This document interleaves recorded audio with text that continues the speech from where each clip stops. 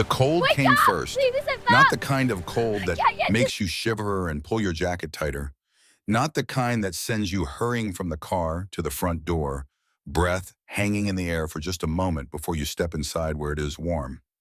This was the kind that finds you at 3 in the morning when you are 17 years old and sleeping under a highway overpass in upstate New York. The kind that crawls inside your sleeping bag and wraps itself around your bones and whispers things you do not want to hear. Things like nobody is coming. Things like this is your life now. Things like you are alone and you will always be alone. Wren Calloway pulled her knees to her chest and pressed her face into the thin fabric of her sleeping bag. The bag had more holes than insulation, now patched in 3 places with duct tape she had found behind the hardware store on 5th Street. Above her, the highway hummed with late-night traffic tires singing against asphalt headlights, painting brief arcs of light across the concrete pillars that held up the overpass where Route 9 crossed the Coldwater River. This was home. A blue tarp stretched between 2 pillars formed the roof.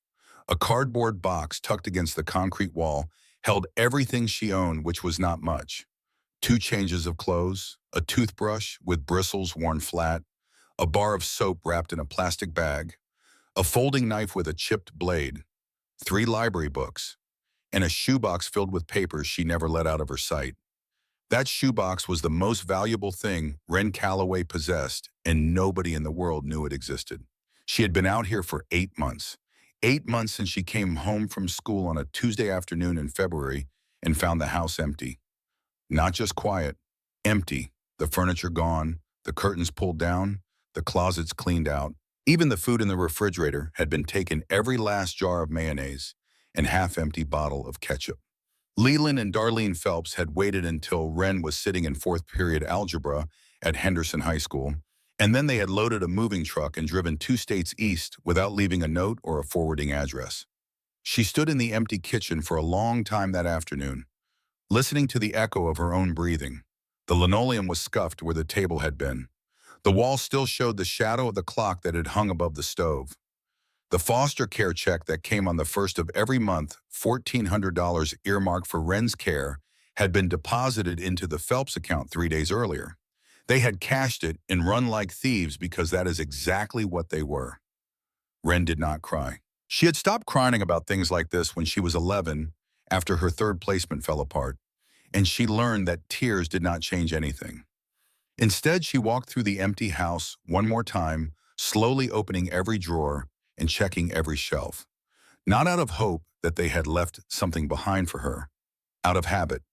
You check everything, you take what you can, you survive. In the garage, she found a blue tarp folded in the corner. In the kitchen, junk drawer left behind because it was jammed and hard to open, she found a roll of duct tape and a book of matches. She put these things in her school backpack along with her 2 spare outfits in the sleeping bag from the hall closet that the Phelps had not bothered to take because it was old and smelled like mildew. Then she locked the front door, slid the key under the mat out of some reflex toward order she could not explain, and walked away. She was 17. Too old for the emergency youth shelters that served kids under 16. Too young for the adult system to take seriously. The social worker she reached by phone 3 days later told her they would look into it. They were still looking into it 8 months later. The system had a word for kids like Wren. The word was gap. She had fallen into one and nobody was reaching down to pull her out. The overpass became home on the 3rd night after she spent 2 nights in the front pew of the First Baptist Church on Dawson Avenue until the pastor found her and apologetically explained that they could not have minors sleeping in the building overnight. Insurance reasons, he said, looking miserable about it. He gave her a blanket and a bag of groceries and the number for a hotline that put her on hold for 40 minutes before disconnecting. The overpass was not the worst place she could have found. The concrete pillars blocked the worst of the wind from 3 directions. The elevation of the highway above meant the rain fell mostly to either side of her sleeping area. The access road beneath was abandoned, used only occasionally by highway maintenance crews, and a thick screen of dead brush and overgrown sumac hid her tarp from the road. She learned the rhythms of this place the way an animal learns its territory. The highway traffic thinned between 2 and 4 in the morning. The maintenance crews came on the 2nd Tuesday of each month. The river rose after heavy rain and dropped again within 2 days. The teenagers who sometimes came to drink beer under the far end of the overpass never wandered close to her spot. She made sure of that by keeping no fire, no light, nothing visible that might attract attention. Being invisible was the most important skill Wren Calloway had ever learned. Every morning at 5:15, she crawled out of her sleeping bag, folded the tarp back against the pillar so it looked like abandoned construction material, tucked her belongings into the cardboard box, and hid it behind a loose piece of concrete, facing she had pried away from the pillar base. Then she walked 2 miles to Henderson High School, arriving at 6:30, a full hour before first period. The school was unlocked by then.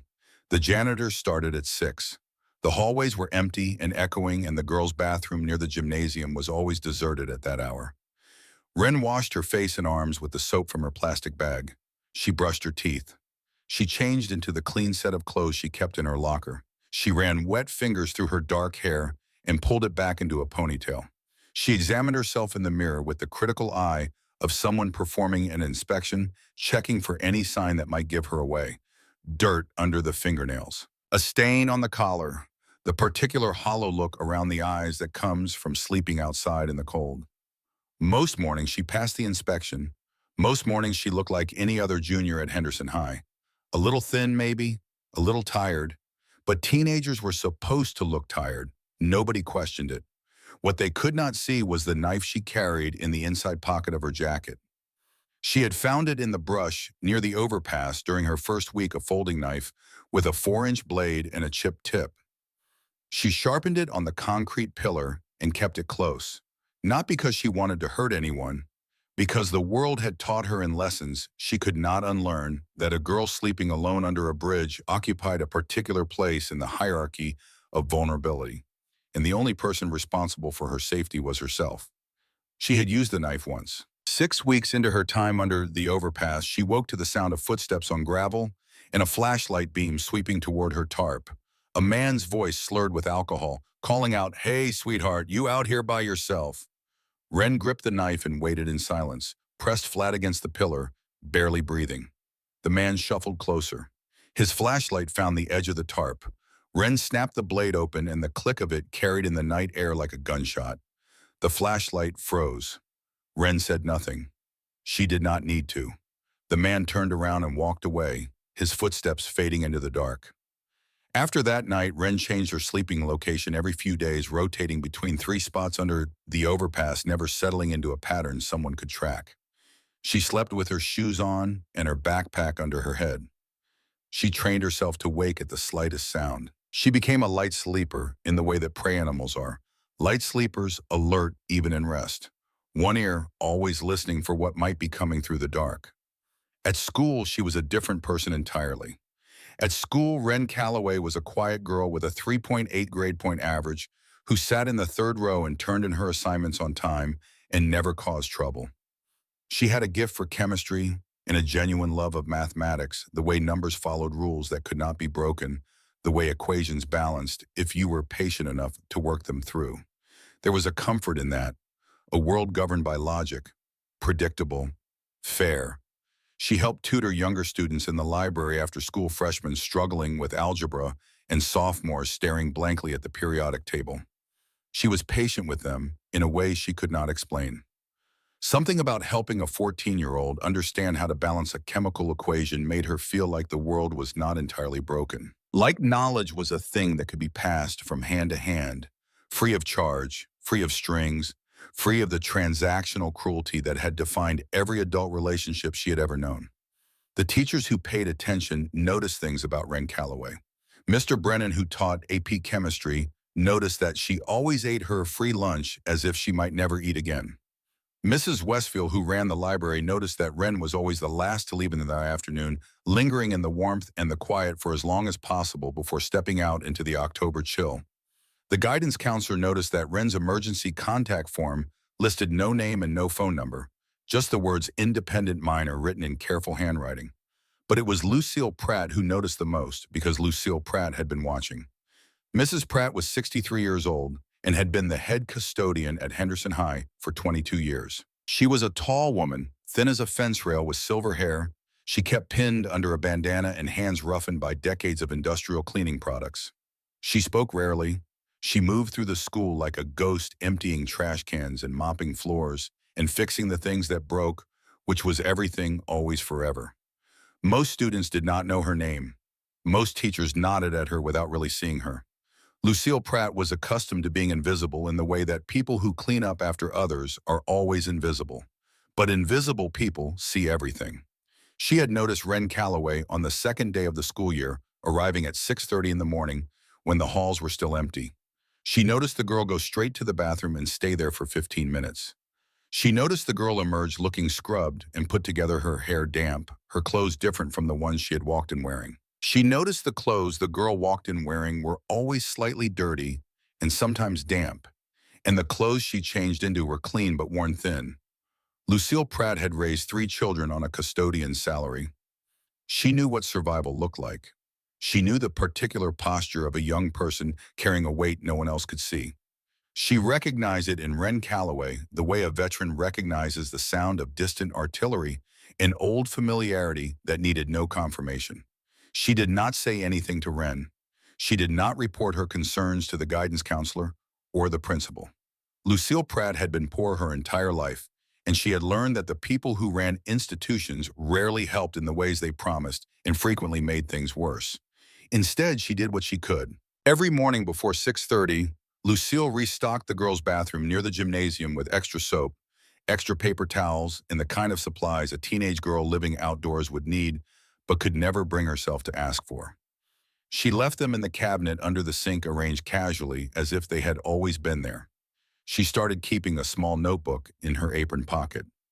In this notebook, she recorded the date and the time Wren arrived each morning, what condition the girl appeared to be in, whether she seemed injured or ill, and any other observations Lucille thought might matter someday. She did not know when someday would come. She only knew it would. Wren never found out who was restocking those supplies. She accepted them the way she accepted all small mercies, gratefully and without question, because questioning a good thing sometimes made it disappear. On the third Saturday in October, the day that would divide Wren Calloway's life into before and after, the autumn sun hung low and golden over the Coldwater River. The trees along the bank blazed with color, maples turning scarlet and oaks going bronze, and the air smelled of dying leaves and distant wood smoke.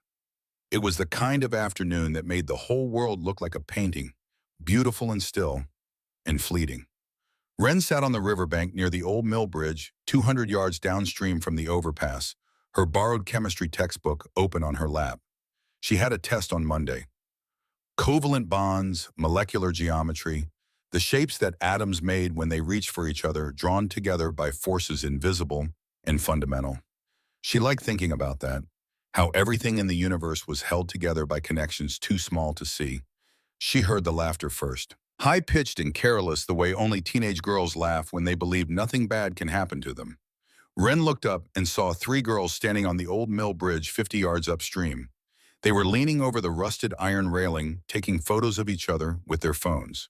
One of them wore an expensive-looking jacket, the kind of bright quilted thing Wren saw in store windows she never entered. The girl had blonde hair and a wide smile, and the easy confidence of someone who had never slept outside a single night in her life. Wren watched them for a moment, feeling something that was not quite envy and not quite sadness, but lived somewhere between the two. Then she looked back down at her textbook. Molecular geometry, the shapes that atoms make. The scream hit her like an electric current. Wren's head snapped up. One of the girls, the blonde one, was no longer on the bridge. The rusted railing had a gap in it now, a section bent outward where a body had struck it. The girl was in the water. The Coldwater River did not look dangerous from the bank. It was maybe 40 feet across at this point, flowing between low muddy banks dotted with cattails and river birch. But October had brought heavy rains, and the current was running fast and dark, carrying branches and debris downstream with a speed that was easy to underestimate. The old mill dam half a mile downstream created a hydraulic that had killed 2 people in the last decade. Anyone who went into this river in October was in serious trouble. The blonde girl surfaced once her mouth opened, her hands clawing at the water. She went under again. Her friends on the bridge were screaming, frozen in place, their voices rising in pitch, but their bodies locked by frozen, the way people freeze when the world goes wrong too fast to process. Wren Calloway did not freeze. She dropped the textbook. She pulled off her shoes, the worn canvas sneakers she had gotten from the donation bin at the Baptist church on Dawson Avenue. She did not think about the cold. She did not think about the current. She did not think about the fact that her body was running on one meal a day and that she had lost 15 pounds since February and that her muscles were not what they should have been for a 17-year-old girl. She thought about the girl in the water. She ran 3 steps down the bank and dove. The cold hit her like a wall of broken glass. Every nerve in her body screamed. The water was 48 degrees cold enough to lock her muscles and steal her breath and shut down her thinking in the time it took to blink. But Wren had been cold before. She had been cold for 8 months. She knew cold the way a sailor knows the sea intimately and without illusion, and she knew that cold could be survived if you kept moving. She swam hard towards the place where the girl had gone under fighting a current that wanted to spin her sideways and pull her downstream. Her jeans and jacket dragged at her like hands trying to hold her back. The brown water surged around her face, filling her mouth with the taste of mud and iron. She could not see. She could barely breathe. She kicked harder. A flash of blonde hair in the murky water, 3 feet to her right and sinking. Wren lunged. Her fingers closed on fabric, the collar of that expensive quilted jacket, and she pulled. The girl came up, thrashing. Her arms swung wildly, propelled by a terror that was beyond reason, beyond thought. An elbow caught Wren in the jaw. Stars exploded across her vision. Water rushed into her mouth. She gagged but held on. The girl was bigger than Wren, heavier, and she was panicking with the kind of desperate strength that drowning people that summon the strength that kills rescuers. The girl grabbed at Wren's shoulders, pushing her under, climbing on top of her, in a blind animal attempt to get above the water. For 3 terrible seconds, Wren was beneath the surface, the girl's weight on top of her, the current dragging them both toward the mill dam downstream. Wren did something she had learned from a library book about water rescue, checked out from the Henderson High Library 3 months ago, because she lived near a river and believed in being prepared. She twisted sideways, breaking the girl's grip, then came up behind her and wrapped one arm across her chest, pinning the girl's arms. She kicked for the surface and broke through both of them, gasping, coughing the river or roaring around them. "I have got you," Wren said, and her voice surprised her with its steadiness. "Stop fighting me. I have got you." The girl went still. Not calm. Her body was shaking violently and her breath came in ragged sobs, but she stopped thrashing. She let Wren hold her. She let Wren kick them both toward the bank, one arm around the girl's chest, the other reaching for anything solid. The current was strong. Wren was not. 8 months of inadequate food had stripped the muscle from her frame. Her arms burned. Her legs felt heavy and distant, as if they belonged to someone else. The bank seemed to retreat as she swam toward it, an illusion of exhaustion and moving water that made every stroke feel useless. Black spots bloomed at the edges of her vision. Her lungs heaved. The cold was deep inside her, now slowing her heart, thickening, her blood dragging her toward a darkness that felt almost peaceful. Not yet, Wren told herself. Not yet. Her foot scraped bottom. Mud and gravel, solid and real. She dug her toes in and pushed. Another step. Another. The water dropped from her chest to her waist to her knees, and then she was hauling the girl through the shallows and collapsing on the muddy bank, both of them on their sides, coughing up river water, shaking so hard the ground seemed to vibrate. For a long moment, neither of them could speak. The sky above was impossibly blue. The trees along the bank burned with autumn color. Somewhere upstream, the 2 girls on the bridge were screaming for help, their voices thin and distant. "Are you hurt?" Wren managed between gasps. The blonde girl shook her head. Her face was pale and her lips were blue, and her expensive jacket was torn at the shoulder. She looked about 14, maybe 15. "I cannot swim," the girl whispered. "I told them I cannot swim." There was such bewilderment in her voice, such confusion at a world that had betrayed her in an instant, that had turned a sunny afternoon into a near-death experience between one heartbeat and the next. Wren recognized that confusion. She had felt it standing in an empty kitchen in February, looking at the shadow of a clock on the wall. "You are okay now," Wren said. The paramedics arrived in 7 minutes. Someone on the bridge had called 911. The ambulance came down the access road with lights flashing and siren cutting through the quiet afternoon. Two EMTs in blue uniforms jumped out and ran toward them with thermal blankets and medical bags. They wrapped Wren in silver reflective blankets and took her vital signs and asked her questions. She answered on autopilot. Her name, her age, whether she had swallowed water, whether she felt pain anywhere. She answered everything while watching them attend to the blonde girl who sat on the bank with a blanket around her shoulders, saying the same thing over and over to anyone who would listen. She saved my life. That girl saved my life. The mother arrived 10 minutes after the ambulance. A black SUV came down the access road too fast, kicking gravel, and stopped at an angle that suggested the driver had braked hard and not cared where the vehicle ended up. The woman who got out was in her 40s, with the same blonde hair as the girl on the bank, pulled back in a tight ponytail. She wore faded jeans and a black leather vest over a white t-shirt, and she moved with a kind of controlled urgency that Wren recognized instantly, the walk of someone who is terrified, but refusing to let the terror run the show. There was something else about this woman, a presence, the kind of quiet authority that has nothing to do with size or loudness, and everything to do with what a person has survived. The paramedics stepped aside when she approached, not because she told them to, but because her energy created space. She knelt beside her daughter and pulled the girl close, one hand on the back of her head, and murmured words too soft for Wren to hear. Then she turned and looked at Wren. Blue eyes, steady and intense, the kind of eyes that took things in and did not let them go. They moved over Wren with a thoroughness that felt almost physical, taking in the threadbare jacket, the jeans hanging loose on a frame too thin, the worn canvas sneakers drying on the bank, the way Wren held herself coiled and watchful, even wrapped in a paramedic blanket. "You saved my daughter," the woman said. Wren shrugged. The gesture felt inadequate, but she did not know what else to do. Anyone would have done it. "But you did it," the woman extended her hand. Her grip was strong and callous, the hand of someone who worked with it. "I am Jolene. What is your name?" "Wren." Jolene studied her for another long moment. The silence between them was charged with something Wren could not identify. Recognition, maybe.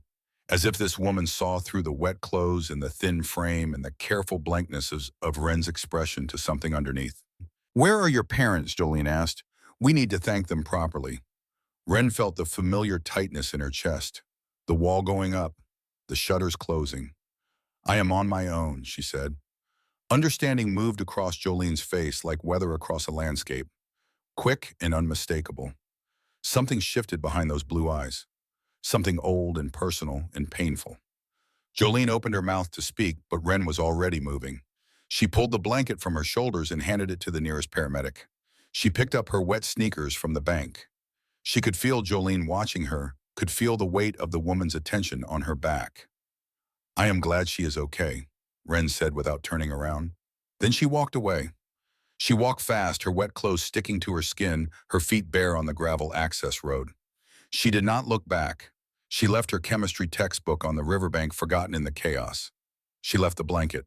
She left before anyone could ask more questions, before anyone could discover that the girl who had just pulled a drowning child from the Coldwater River lived under a highway overpass 200 yards upstream and had no one in the world to call.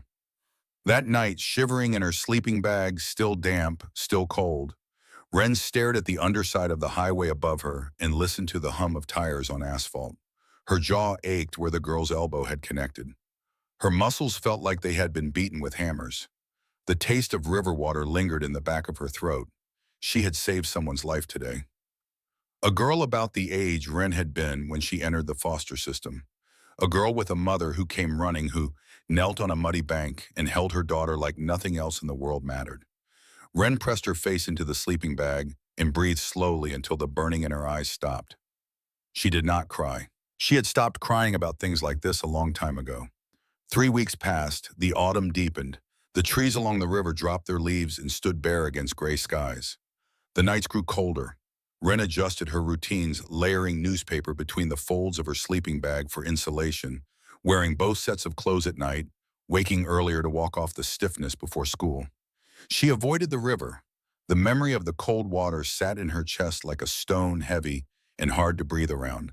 She had nightmares about it, dreams where she was underwater and could not find the surface, dreams where she reached for the blonde girl and her fingers closed on nothing. On a Friday afternoon in mid-November, Wren returned to the overpass to find a bag of groceries sitting near her tarp. This happens sometimes. The church people checking on her. The social worker who came by once a month to fulfill her obligation and leave a pamphlet about a shelter that had a 6-month waiting list. Wren was grateful for the food, a loaf of bread, peanut butter, apples, canned soup she could eat cold. She tucked it away and thought nothing more of it. The following Monday at school, everything changed. Wren knew something was wrong the moment she walked into the building. The hallways felt different, charged. Students she had never spoken to stared at her as she passed. Conversations stopped and restarted in whispers after she walked by. A freshman girl pointed at her from across the cafeteria and said something to her friends that made them all turn and look. By second period, Wren understood. One of the girls on the bridge that day had been filming on her phone when Sadie fell. The video had been posted online that night and had slowly made its way through social media, collecting views and shares like a stone rolling downhill. For 3 weeks, it had circulated among strangers in other towns, other states, a dramatic rescue that people watched and shared and forgot about. But over the weekend, someone at Henderson High had recognized the girl in the video. The girl who dove into the river. The girl in the threadbare jacket and the worn canvas shoes. And then the second piece of information had surfaced, the piece that turned the video from an inspiring clip into something more complicated, more uncomfortable, more difficult to look away from. Someone had seen Wren walking toward the overpass. Someone had followed at a distance and watched her crawl under a blue tarp between two concrete pillars. The rumor spread through Henderson High like fire through dry grass. The girl who saved the drowning kid was homeless. She lived under the highway bridge. She had been living there for months. Wren sat through her morning classes with her jaw set and her eyes forward and her hands flat on the desk to keep them from shaking. She could feel the looks. She could hear the whispers. Some were sympathetic, hushed voices saying that is so sad and someone should do something. Others were not sympathetic at all. Somebody in the hallway between third and fourth period said the word dirty loud enough for her to hear. Someone else said something about shelters, as if shelters were places that simply existed, open and available, waiting for people to walk in off the street and be saved. At lunch, Wren sat alone at her usual table in the corner of the cafeteria and ate her free meal with the methodical focus of someone who has learned that food is fuel and everything else is decoration. She did not taste it. She did not look up. She ate and she left, and she went to the library and sat in the back row and opened her chemistry textbook and stared at the same page for 45 minutes without reading a single word. She wanted to run. The instinct was overpowering. Leave the school, leave the town, find another overpass in another city, and start the whole exhausting process of survival over again. She had done it before. She could do it again. But running meant leaving Henderson High, leaving her GPA, leaving the one thing she had built in 17 years of life that nobody could take away from her. At 3:15, after the final bell, Wren went to collect her things from her locker and found Lucille Pratt standing in the hallway with a mop and bucket working the same patch of floor she had been working for 22 years. Their eyes met. Lucille leaned the mop against the wall and walked over. She stood in front of Wren, and for the first time in 8 months of silent guardianship, she spoke. "I know what you are carrying," Lucille said. Her voice was low and steady and carried the particular gravity of someone who had earned every word through decades of living. "And I know what they are saying, but do not you let them take the one thing they cannot touch. You hear me? Your education belongs to you. Nobody gets to take that." Wren looked at this woman she had never spoken to before. This woman in a custodian's uniform with soap, cracked hands, and silver hair pinned under a faded bandana. This woman who had been invisible to Wren in the same way Wren had been invisible to the world. "How long have you known?" Wren asked. "Since September," Lucille said. "Since the second week of school." Wren nodded slowly. She did not ask why Lucille had not reported her. She did not need to. She understood in the way that people who have been failed by systems understand each other, that sometimes the most powerful thing a person can do is simply bear witness, to see someone, to let them know they have been seen. "Thank you," Wren said. "For the supplies." Lucille picked up her mop. "Get to class, girl," she said, and that was that. Wren did not run. She went back to school the next day and the day after that.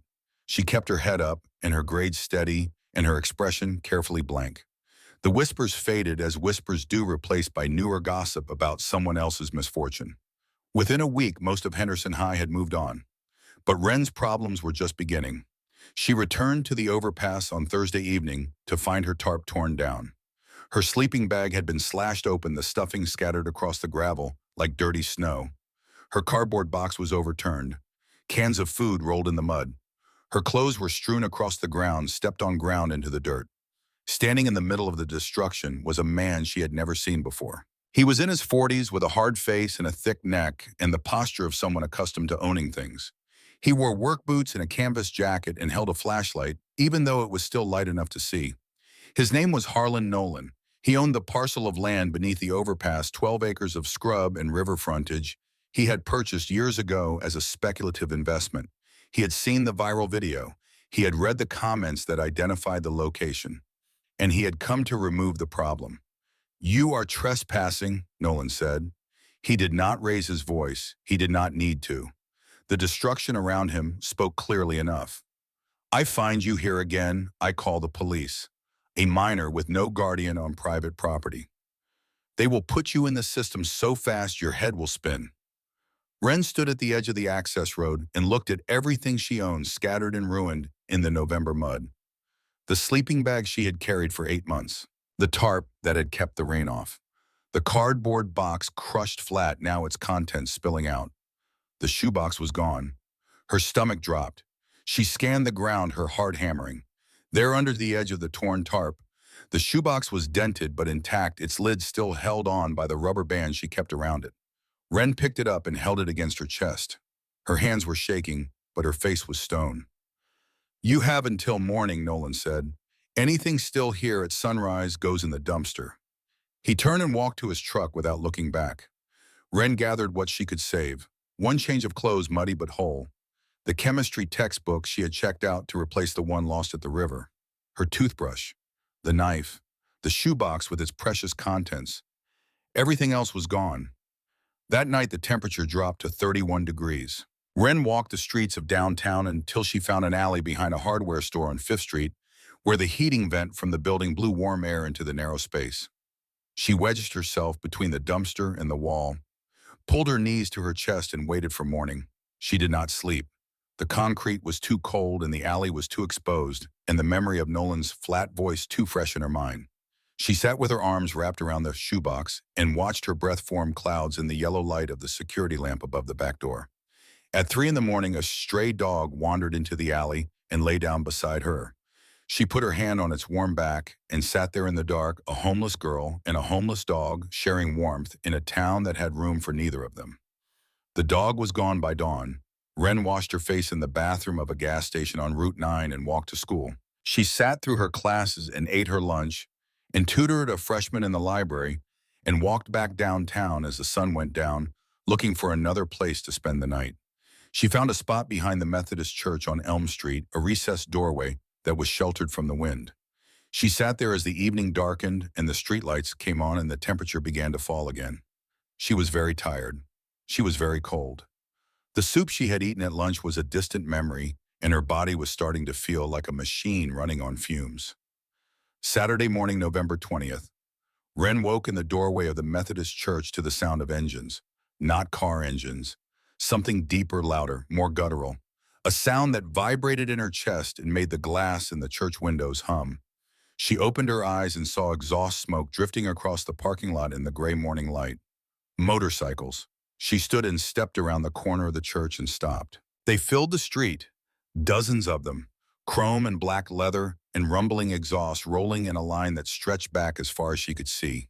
The ground shook, the air filled with the smell of motor oil and cold steel. Wren counted as they passed. 20, 40, 60. More behind them, their headlights cutting through the November mist.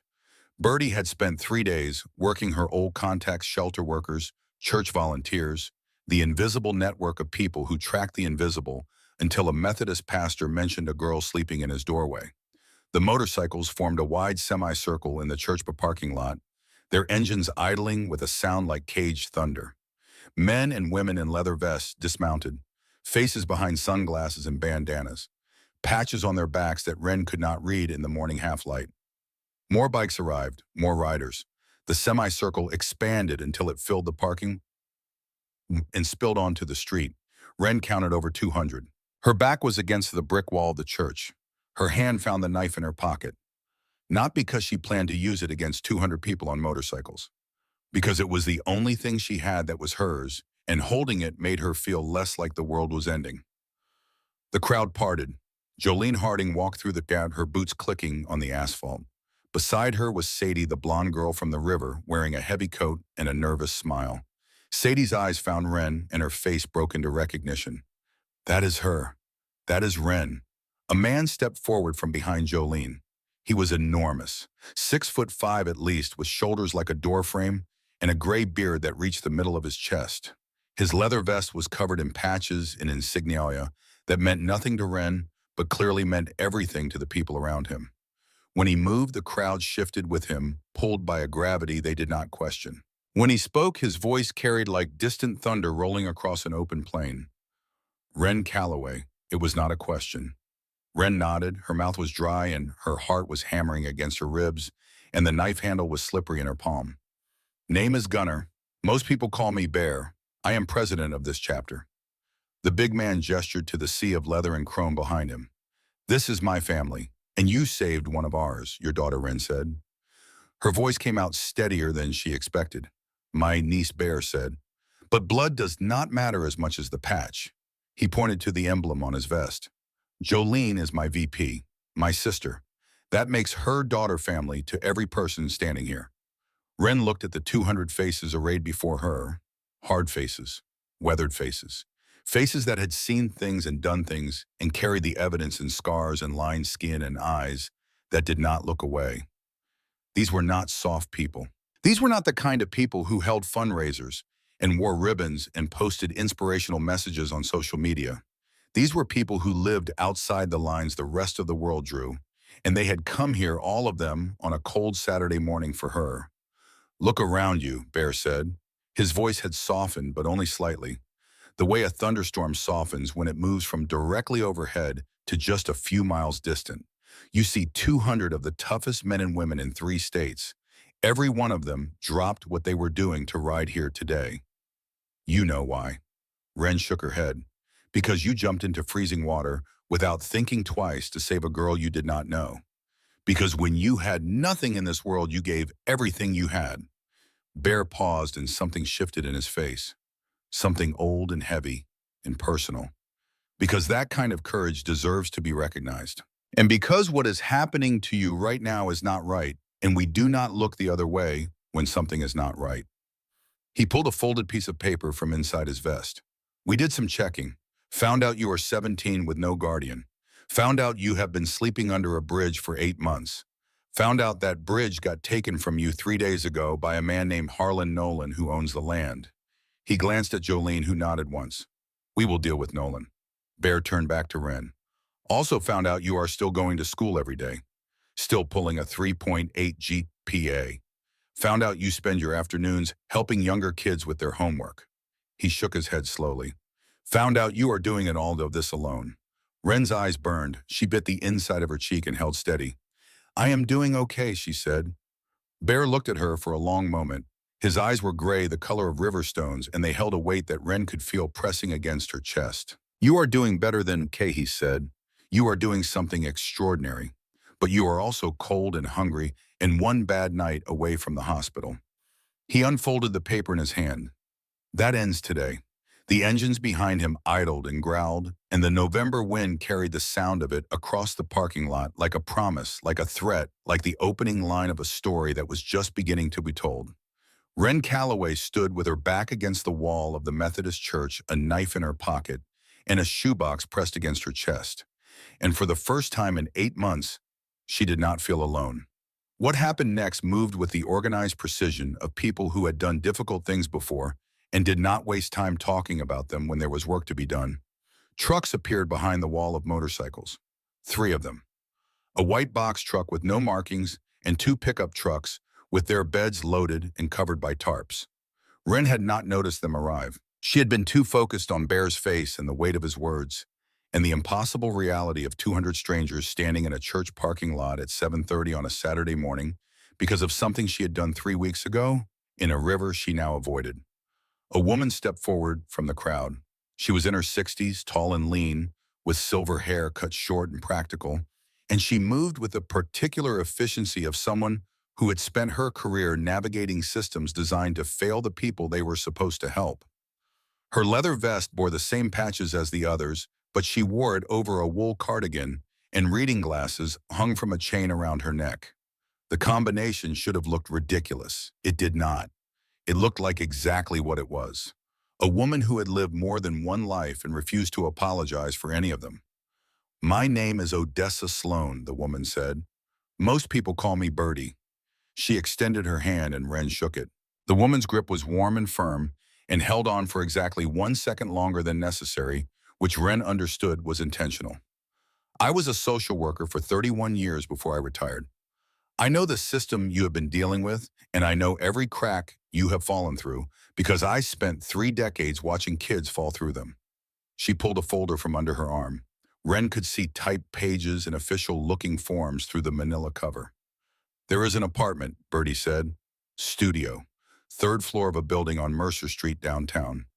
The building is owned by a member of the club who has agreed to waive rent until you turn 18 and can sign your own lease. After that, you pay what you can afford while you are in school." She paused and looked at Wren over the top of her reading glasses. No charity, a fair deal. Bikers were already unloading the trucks. Furniture emerged in pieces, a bed frame, a mattress, still wrapped in plastic, a small wooden table, 2 chairs, boxes of clothes, bags of groceries, kitchen supplies, cleaning products, towels and sheets, and a winter coat in dark green that looked like it might actually fit.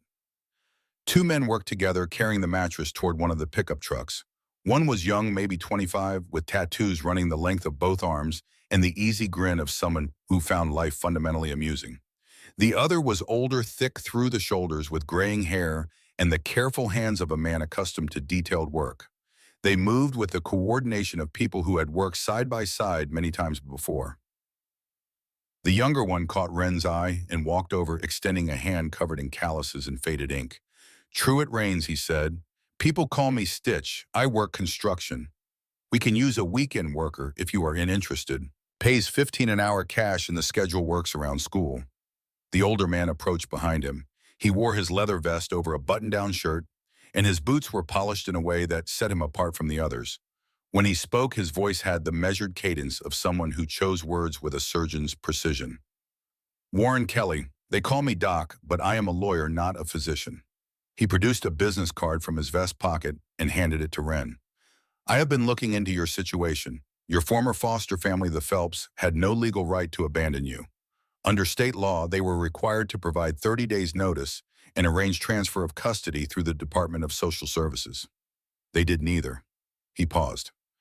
"I can file a lawsuit if you want, recover the support payments they collected after they left you behind." Wren looked at the business card. Warren R. Kelly, attorney at law. A real address, a real phone number. A real person offering real help for a problem she had carried alone for 8 months. "I do not want their money," Wren said. Doc nodded once, a precise movement that conveyed neither agreement nor disagreement, but simple acknowledgement. "Fair enough, but I can also start the paperwork for emancipation. Get you recognized as a legal adult in the eyes of the court. That means you can sign a lease, open a bank account in your own name, make medical decisions, and apply for financial aid for college without a guardian's signature." He studied her face. "I am guessing college is part of the plan." It was not a question. He had looked at her transcript. He already knew. Jolene appeared at Wren's side. She moved quietly for a woman in motorcycle boots, or maybe Wren was simply too overwhelmed to track everything happening around her. Jolene pressed something into Wren's hand, a bank card, plain white with a paper folded around it. "There is $5,000 in that account," Jolene said. Her voice was low, meant only for Wren. "For emergencies, for food, for whatever you need." Wren stared at the card in her hand. The plastic was smooth and warm from Jolene's pocket. $5,000. She had not held 5,000 cents in 8 months. "I cannot take this," Wren said. Jolene's jaw tightened. Something moved behind her eyes, fast and fierce and deeply personal. "You can," she said, and her voice carried an edge that had nothing to do with anger and everything to do with conviction. "Because you are 17 years old and surviving alone, and that is not right. Because you saved my daughter's life. Because we take care of our own." She held Ren's gaze. "And as of today, you are under our protection." The words landed on Ren's chest like a hand pressed flat against her sternum. Not pushing, holding. The way you hold something in place to keep it from flying apart. Sadie appeared from somewhere in the crowd carrying a shopping bag. She was bundled in a heavy coat with a scarf wrapped twice around her neck, and her cheeks were pink from the November cold. She still looked like the girl from the river blonde hair and wide eyes, in the particular openness of a 14-year-old who has not yet learned to hide what she feels. But there was something different now, a gravity that had not been there before. The river had given her that. Nearly dying tends to rearrange the way a person looks at the world. "I got you something," Sadie said and held out the bag. Inside was a chemistry textbook still in its shrink wrap. "And I talked to my teacher, Mrs. Adler. She is really good at science. She said she would tutor you if you ever need help." She paused, then added quietly, "You left your old one at the river. I felt bad about that." Ren took the book. The plastic wrapping crinkled under her fingers. She opened her mouth and nothing came out, which was unusual for a girl who had survived 8 months alone by keeping her wits sharp and her words ready. But standing in a church parking lot holding a chemistry textbook given to her by a girl he had pulled from a river, while 200 bikers loaded furniture into trucks bound for an apartment she had not known existed 5 minutes ago, Ren Calloway could not find a single word equal to the moment. Sadie seemed to understand. She gave Ren a quick hug, the impulsive kind that teenagers give before they can think better of it, and then retreated back into the crowd. Bear appeared again, looming the way a mountain looms over a valley, present and immovable, and casting a shadow that was somehow comforting rather than threatening. He held out a piece of paper. "Phone numbers," he said. "Mine is at the top, any time, day or night. I do not care if it is 3 in the morning and you heard a noise outside your door. You call." Ren looked at the list. 20 names, 20 numbers, 20 people she had never met before today who had written down their phone numbers and committed themselves to answering if she called. At the bottom of the page, in neat handwriting that Ren recognized as Jolene's, was a single line. "You gave me back my daughter. We give you back your future." That is how family works. Ren folded the paper carefully and put it in the shoebox she still held against her chest. Then she looked up at Bear, and then at Jolene, and then at the sprawl of leather and chrome and exhaust and hard faces that filled the parking lot and the street beyond it. "I need to say something," Ren said. Bear raised an eyebrow. The crowd noise dimmed. Not because anyone called for silence, but because Ren's voice carried a quality that made people stop and listen. A steadiness forged in 8 months of talking to no one, of keeping her own counsel, of learning that when you finally speak, the words had better be worth the air they cost. "I will take the apartment," Ren said, "but I will pay rent when I have income. I will take the job with Stitch, but I choose my hours." She paused and held up the bank card. "I will take this, but it is a loan. I will pay back every dollar." The silence in the parking lot was total. 200 people stood motionless. Bear looked at Jolene. Jolene looked at Bear. Something passed between them, a communication that happened entirely in the space of a glance that carried 20 years of shared history when they have been through enough together that words are no longer necessary. Bear turned back to Ren. His gray eyes held something that might have been surprise or might have been recognition, or might have been the particular expression of a man who has just confirmed something he suspected but needed to see with his own eyes before he would believe it. "Fair enough," Bear said, and for the first time he smiled. It transformed his face completely. The mountain became a man, and the man was proud. The apartment on Mercer Street was on the 3rd floor of a renovated brick building that had once been a textile warehouse. The stairwell smelled of fresh paint and old wood. The door was solid with a deadbolt and a chain, and when Ren turned the key and pushed it open, she stood on the threshold for a long moment without stepping inside. The studio was small, maybe 400 square feet. A single room with a bed against one wall, a kitchen counter with a 2-burner stove, and a half-size refrigerator along the opposite wall, and a bathroom with a shower and a toilet and a sink behind a door that closed and locked. The furniture was secondhand but sturdy. The mattress was new, still in plastic. The window above the bed looked out over Mercer Street, and late morning sunlight fell across the wooden floor in long yellow rectangles. The fridge was stocked. Milk and eggs, and cheese, and bread, and fruit, and vegetables, and things Wren had not eaten in months. The closet held clothes in her size jeans, and t-shirts, and sweaters, and a heavy winter coat, the green one she had seen being unloaded from the truck. On the kitchen counter sat a box of basic supplies. Soap, shampoo, a toothbrush still in its packaging, pens and notebooks, a calculator. Wren stood in the middle of the room and turned in a slow circle. The deadbolt on the door, the lock on the bathroom. The window that opened and closed and had a curtain she could draw. 4 walls and a ceiling and a floor, and all of it hers.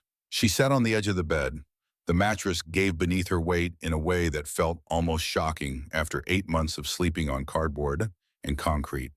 She pressed her palms flat against the sheets and felt the smoothness of cotton that had been washed and folded and placed there by hands that meant her well. Then she got up, walked into the bathroom, closed the door, turned the lock, sat on the floor with her back against the wall, and cried. She cried for 20 minutes. Not the polite, controlled crying of someone who has practiced managing their emotions. The other kind. The kind that comes from a place so deep it has no name. A place where 8 months of cold and hunger and fear and loneliness and the constant grinding effort of survival have been stored under pressure, waiting for the first moment when it was safe to let go. When it was done, she washed her face with hot water from a tap that worked. She dried her face on a towel that was clean and soft and belonged to no one but her. She looked at herself in the mirror, red-eyed and thin and 17 years old, and she said aloud to the empty room, "Okay." Then she went back to the main room and began putting her things away. The shoebox went under the bed, pushed back against the wall where no one would notice it. The chemistry textbook from Sadie went on the kitchen counter next to the calculator.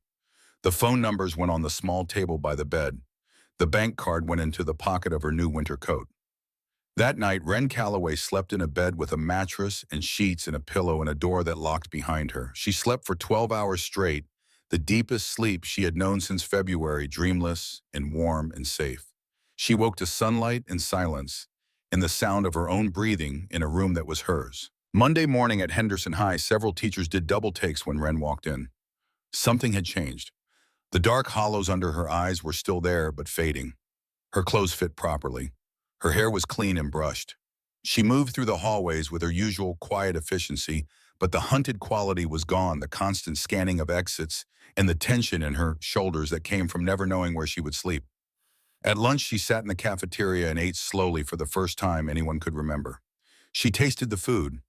She did not hunch over her tray as if someone might take it from her. She ate like a person who knew there would be another meal after this one. After school, Sadie found her in the hallway. "My mom wanted me to give you this," Sadie said, and handed Wren a smartphone in a plain black case. "It is on our family plan. She said you need a reliable way to call if you need anything." Wren turned the phone over in her hands. The screen glowed when she touched it. She had never owned a phone before. For 8 months, she had navigated the world without one, finding payphones when she needed to make a call, relying on the library computers for anything that required the internet. "This is too much," Wren said. "No," Sadie said. "It is not enough, but it is a start." The following Saturday, Wren showed up at a construction site on the south end of town at 7 in the morning, wearing work boots that Stitch had dropped off at her apartment the day before. The boots were steel-toed and slightly too large and heavier than anything she had worn before, but they were solid and warm, and they made her feel planted on the earth in a way that canvas sneakers never had. Stitch put her to work hauling materials, carrying bundles of lumber and buckets of concrete mix and stacks of drywall from the supply truck to the work area. The labor was hard and physical and required the kind of sustained effort that left her muscles shaking by noon. She did not complain. She did not slow down. She watched the experienced workers and mimicked their techniques, learning to carry heavy loads with her legs instead of her back, learning to measure twice and cut once, learning the particular vocabulary of construction joists and headers and load-bearing walls. At the end of the day, Stitch pressed $200 into her hand. Cash. Crisp 20s that Wren folded carefully and put in the inside pocket of her jacket. "You earned it," Stitch said. "Same time next Saturday." "I will be here," Wren said, and she was. The weeks turned. November became December. Wren built a routine that felt like architecture, structured and load-bearing and designed to hold weight. School 5 days a week, construction on Saturdays, homework in the evenings at her kitchen table under the overhead light. Groceries purchased carefully, each dollar accounted for in a small notebook she kept in her jacket pocket. She paid attention to money the way she paid attention to everything, with precision and intent. The $5,000 from Jolene sat in the bank account untouched. Wren lived on her construction wages, budgeting $15 a day for food and setting the rest aside. She kept a running total in her notebook. Every dollar she spent from the account she recorded as a debt. She planned to pay it back. All of it. Not because she had to, because the act of repayment would transform the money from charity into partnership, and partnership was something Wren could accept without it costing her the only thing she had left that mattered: her self-respect. Every few weeks, members of the club stopped by. Sometimes it was Stitch with a bag of takeout and an easy grin. Sometimes it was Doc with paperwork for her to review and sign, the emancipation process moving forward through the courts with the steady momentum of a man who knew exactly which levers to pull. Sometimes it was Bertie, who came with groceries and stayed for coffee and talked about everything except the obvious, which was that she was checking on Wren, watching for signs of trouble beneath the surface, looking for signs of trouble beneath the surface. Once it was Bear himself, filling the doorway of her studio apartment like a grizzly filling the mouth of a cave.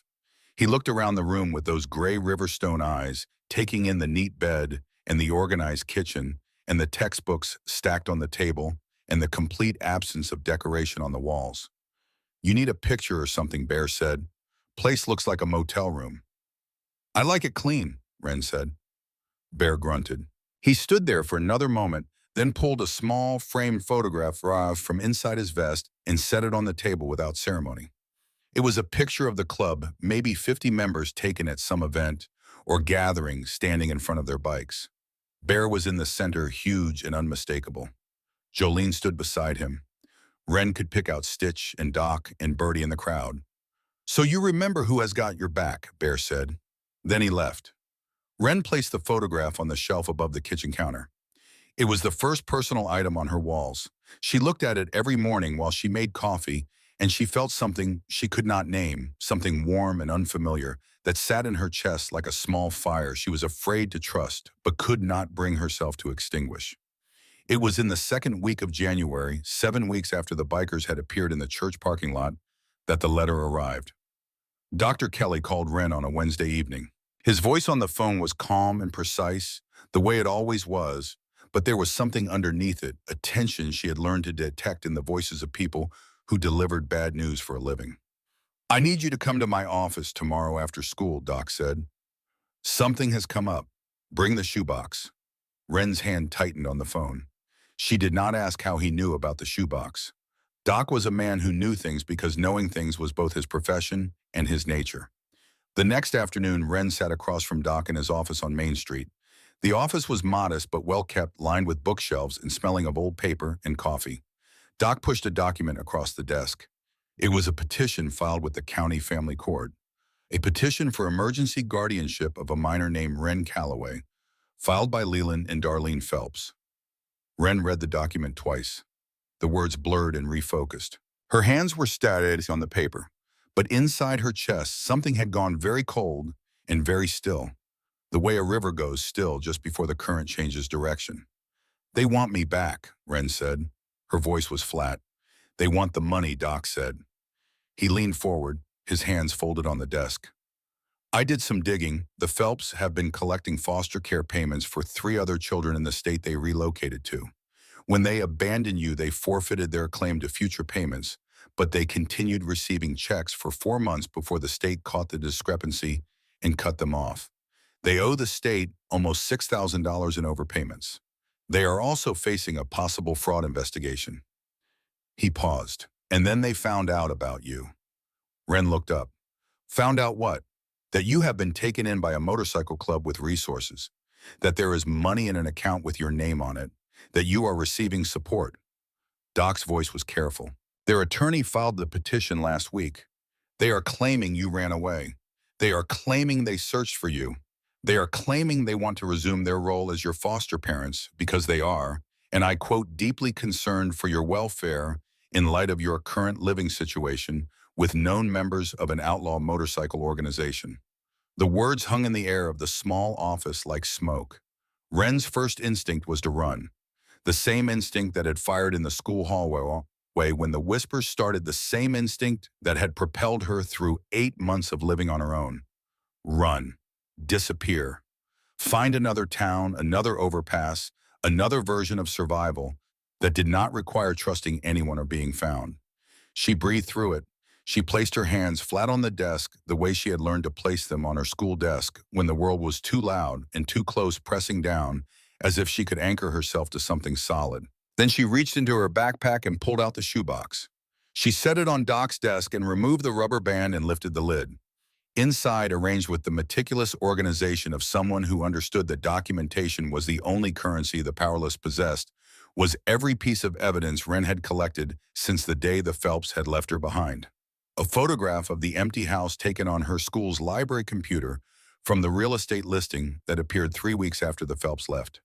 Text messages from Darlene in Phelps's phone screenshots Wren had saved before the number was disconnected. Messages that included the line, "Do not contact us again, we are done with this." A copy of the foster care payment schedule showing deposits into the Phelps account through May, 3 months after they had abandoned her. A handwritten log of every attempt Wren had made to contact her social worker with dates and times and the names of the people she spoke to and what they said. A printout from the state's foster care database showing Wren's case file marked as transferred case, closed with no forwarding information. And at the bottom of the box, folded carefully in a plastic bag, a letter from Darlene Phelps to the previous social worker dated 3 days before they left. In the letter, Darlene stated that Wren was, in her words, unmanageable and a burden on their household, and that they intended to terminate the placement as soon as possible. The letter had been sent but apparently never read. Wren had found it in the recycling bin of the social services office during a visit 6 months ago, folded between old newspapers and junk mail. Doc looked at the contents of the shoebox for a long time. He picked up the letter with 2 fingers, handling it the way one handles evidence, which is exactly what it was. He read it twice. "You have been carrying this for 8 months, Doc said." Wren nodded. "You collected all of this yourself. While living on the street, I learned a long time ago that nobody believes a foster kid without proof," Wren said. "So I keep proof." Doc set the letter down. He took off his reading glasses and polished them on his shirt, a gesture Wren recognized as a man buying time to organize his thoughts. "This changes everything," Doc said. "This is not just a defense against their petition. This is a counterclaim. Abandonment of a minor. Continued collection of state funds after termination of care. Possible fraud." He looked at her. "Wren, with this evidence, we do not just win, we bury them. I do not want revenge," Wren said. "I want them to leave me alone." "Those 2 things," Doc said quietly, "may require the same action." The hearing was scheduled for March. In the weeks that followed, Wren's life split into 2 tracks that ran parallel but never quite touched. On one track was the life she was building, the apartment, the job, the grades, the slowly growing sense that the future was a place she might actually be allowed to enter. On the other track was the legal battle, the phone calls with Doc, the documents to review the slow accumulation of a case file that grew thicker every week. The Phelps had hired an attorney from their new state, a woman named Rowland, who filed motions with the aggressive frequency of someone being paid by the hour. Motions to compel Wren's return to the Phelps household. Motions to freeze the bank account Jolene had set up. Motions to investigate the motorcycle club's suitability as a support network for a minor child. And then Wren discovered something that turned the cold in her chest to ice. She was at Doc's office on a Saturday afternoon in February, reviewing the latest filing from the Phelps attorney, when a name caught her eye. Buried in the fine print of a property disclosure attached to one of the motions was a reference to a real estate transaction. A parcel of land in Wren's town, 12 acres of scrub and river frontage along the Coldwater River, purchased 4 years ago by a holding company called Nolan River Properties, LLC. Wren stared at the name, Nolan. She flipped back through the filing. The Phelps attorney's motion included an affidavit from a local property owner asserting that Wren had been found trespassing on private land and appeared to be living in unsafe and unsanitary conditions without adult supervision. The affidavit was signed by Harlan Nolan, Doc Wren said. Harlan Nolan, the man who destroyed my camp and threatened to call the police on me. He signed an affidavit for the Phelps attorney. Doc took the document from her hand and read the relevant section. His face did not change, but his eyes narrowed in the way Wren had come to recognize as the expression of a man who has just identified something he intends to destroy. He pulled up property records on his computer, cross-referenced names, made 2 phone calls while Wren sat in the leather chair and watched the pieces fall into place. Harlan Nolan and Leland Phelps had served in the same National Guard unit 20 years ago. They were not strangers. They were not independent witnesses. They were friends, old friends, and the timing of Nolan's appearance at Wren's campsite 3 days before the Phelps filed their petition was not coincidence. Nolan had driven Wren from her shelter to make her look unstable and unsupervised. The Phelps had used that displacement to argue she was in danger. The 2 men had coordinated the entire thing, manufacturing a crisis to justify a legal claim that would give the Phelps access to Wren, and through Wren, to whatever resources the club was providing. They set a trap, Wren said. Her voice was quiet, but the words had edges. Doc nodded, and they were not very careful about hiding it. He closed the file. I am going to enjoy this. That evening, Wren walked to the clubhouse. She had been there twice before, both times for brief visits, dropping off paperwork or picking up something Stitch had left for her. The clubhouse was a converted warehouse on the east side of town, a sprawling brick building with a fenced lot and a hand-painted sign above the door that she had never been close enough to read. Jolene was there. She was sitting at a long table in the main room, doing paperwork of her own, a ledger book and a laptop and a cup of coffee that had gone cold. She looked up when Wren walked in, and something in Wren's face must have told her this was not a social call. Wren sat down across from Jolene and told her everything. The Phelps petition, the Nolan affidavit, the connection between the 2 men, the coordinated effort to manufacture a case against her. Jolene listened without interrupting. Her face was still. Her blue eyes tracked Wren's words the way a marksman tracks a target, with total focus and no wasted motion. When Wren finished, the silence between them stretched for a long moment. Then Jolene said something Wren did not expect. I was 16 the first time I slept outside, Jolene said. Her voice was different now. Stripped of its usual authority, its edges filed down to something raw and unfinished. My father was a violent man, not the kind who hits you where people can see, the kind who hits you where the bruises hide. I left in the middle of the night with $40 in a backpack, and I swore I would never go back. Wren sat very still. I lived on the street for 2 years, Jolene continued. 2 years. Austin, Texas. I was 16, and then I was 17, and then I was 18, and the whole time I kept thinking someone would notice, someone would help. She paused. Nobody did. Not until Bear found me. He had been looking for almost a year. He had hired people, put up flyers, called every shelter in the state. When he finally tracked me down, I was sleeping behind a laundromat and I weighed 102 pounds. Jolene's hands were flat on the table. Her jaw was set. She was not asking for sympathy. She was offering something far more valuable. She was offering proof that the road Wren was walking had been walked before, and that the person who walked it was sitting right in front of her. The club did not save me because I was Bear's sister, Jolene said. They saved me because that is what they do. And I did not become VP because I am Bear's sister. I became VP because I earned it. She met Wren's eyes. The same way you are earning your place right now. Something shifted inside Wren. Not a collapse and not a breakthrough, but something quieter. A wall that had been standing for 8 months developed a crack. Not a large one. Not enough to bring it down, but enough to let a sliver of light through to the other side. Is that why you came that day at the river, Wren asked? Not just because of Sadie. Jolene was quiet for a moment. When I looked at you standing on that riverbank in your wet clothes with no shoes and nowhere to go, I did not see a stranger. I saw myself at 17, and I made a promise a long time ago that if I ever had the chance to do for someone else what Bear did for me, I would not hesitate. She reached across the table and covered Wren's hand with hers. Just for a moment. Then she pulled back and picked up her coffee and took a sip as if the last 2 minutes had not happened. Now Jolene set her voice back to steel. Tell me everything about Harlan Nolan. Because when Bear hears about this, that man is going to wish he had never heard your name. The March hearing loomed. Wren prepared for it the way she prepared for everything methodically, thoroughly, and alone. Not because she did not have help. Doc was building the legal case with the precision of an architect. Bertie was compiling a report on Wren's living situation and school performance. The club had offered to fill the courtroom 200 leather-clad bodies as a show of force and solidarity. But Wren had made a decision. She had made it sitting across from Jolene in the clubhouse in the moment after the older woman had shown her the scar tissue beneath the armor. She would stand before the judge herself. She would speak in her own voice. She would not hide behind 200 bikers or a lawyer's arguments or anyone else's strength. She would walk into that courtroom as exactly what she was, a 17-year-old girl who had survived on her own for 8 months and built something worth fighting for, and she would let the judge see her.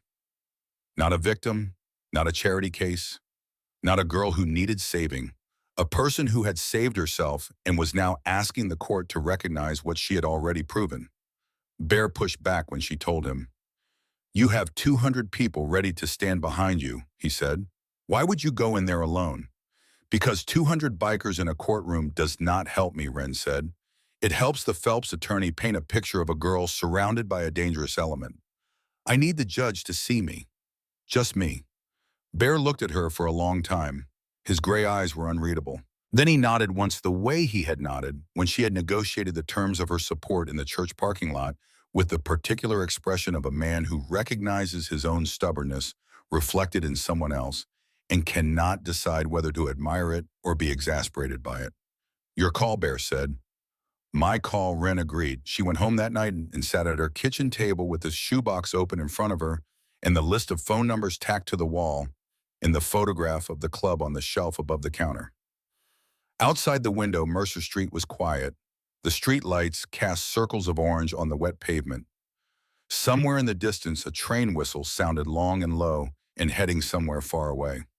Wren pulled out her chemistry textbook and opened it to the chapter on bonds. Covalent bonds, ionic bonds, the invisible forces that held the world together. She read about electron shells and valence and the way atoms reach for each other across empty space drawn by a pull. They cannot see but cannot resist.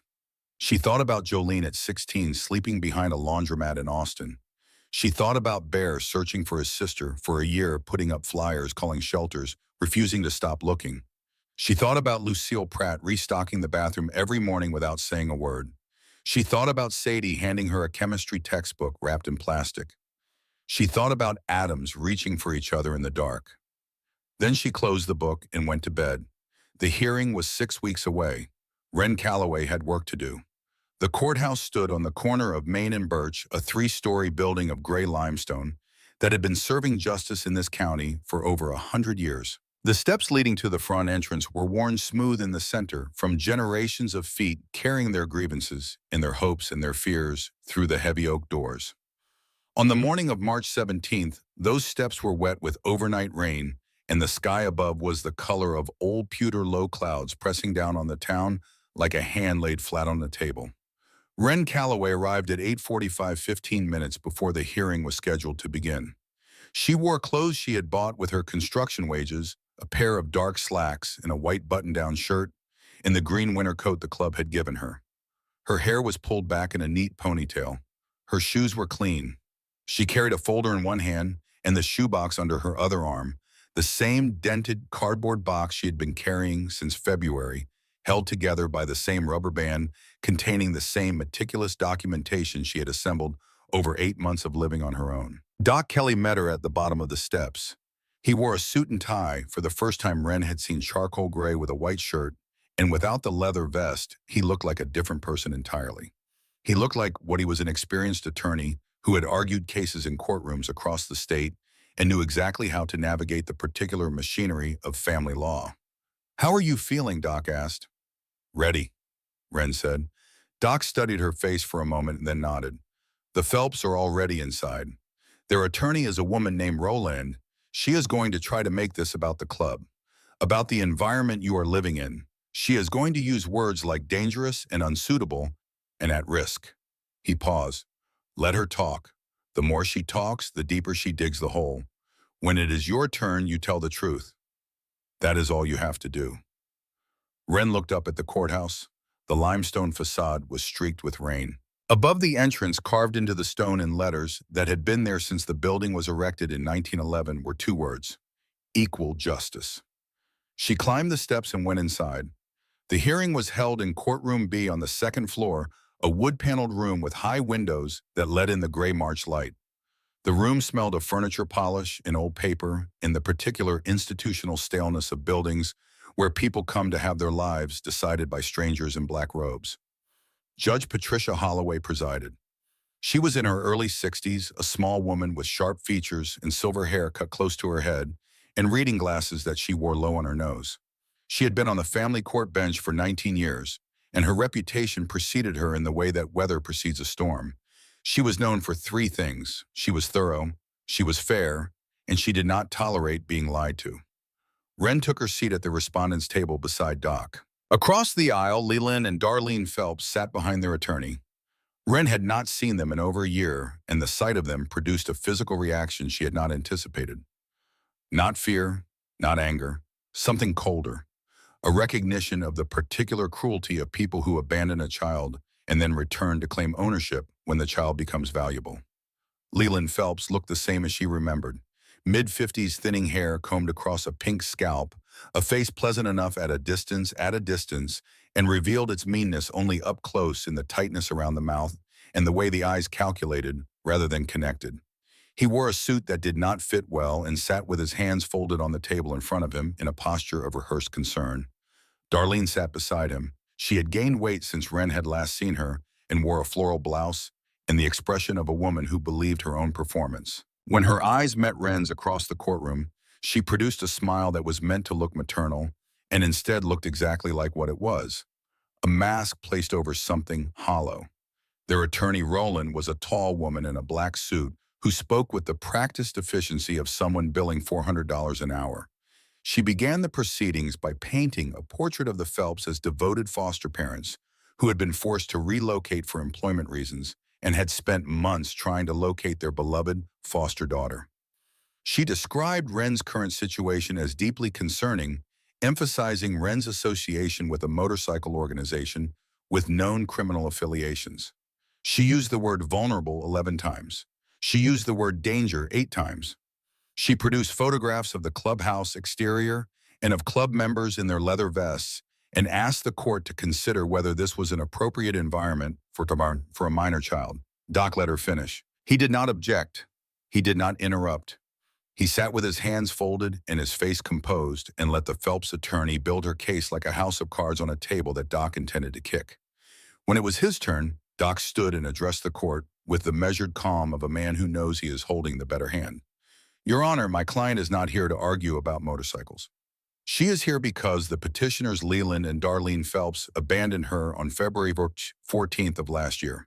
They waited until she was at school, loaded their belongings into a moving truck, and relocated 2 states away without providing any notice to the Department of Social Services, without arranging a transfer of custody, and without so much as leaving a note for a 17-year-old girl who came home to an empty house. Doc opened his file. He presented the evidence in the order Wren had organized it: the photograph of the empty house, the text messages, the foster care payment records showing continued deposits after the Phelps had left, the handwritten log of Wren's attempts to contact social services, the printout from the state database showing her case file marked as closed, and then he presented the letter. Your Honor, Doc said this letter was written by Darlene Phelps to the assigned social worker 3 days before they left. In it, Mrs. Phelps describes my client as, and I quote, unmanageable and a burden on their household, and states their intention to terminate the placement. This letter was sent but never processed. My client recovered it from the social services office during a subsequent visit. The courtroom was very quiet. Judge Holloway took the letter and read it. Her face did not change, but her eyes moved over the page twice, and when she looked up, her gaze settled on Darlene Phelps with the particular focus of a woman who has spent 19 years distinguishing truth from its imitations. Doc continued. He presented the connection between Harlan Nolan and Leland Phelps, the shared National Guard service, the property records, the timeline showing that Nolan had destroyed Wren's shelter 3 days before the Phelps filed their petition.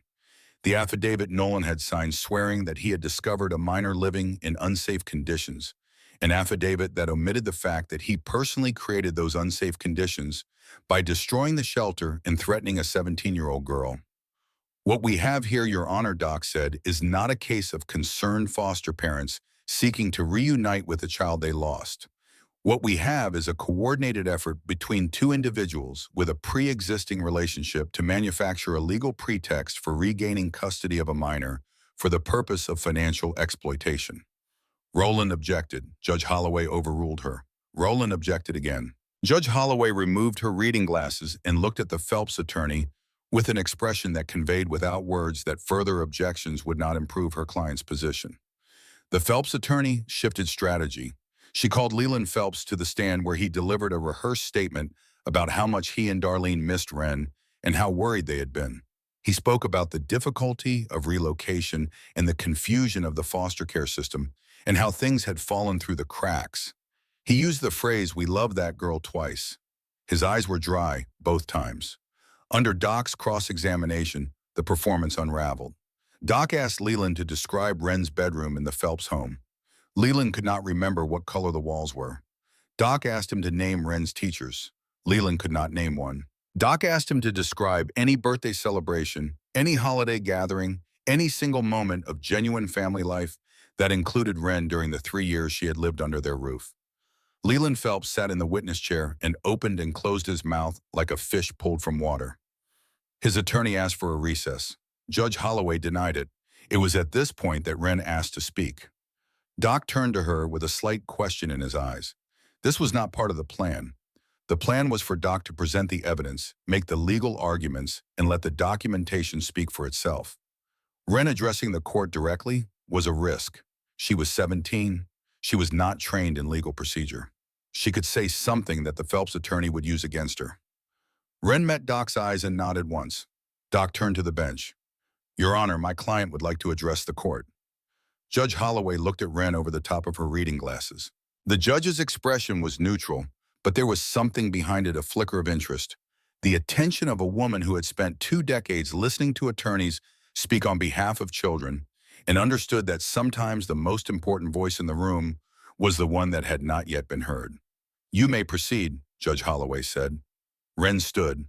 The courtroom felt larger from this angle, the ceiling higher, the windows taller, the silence deeper.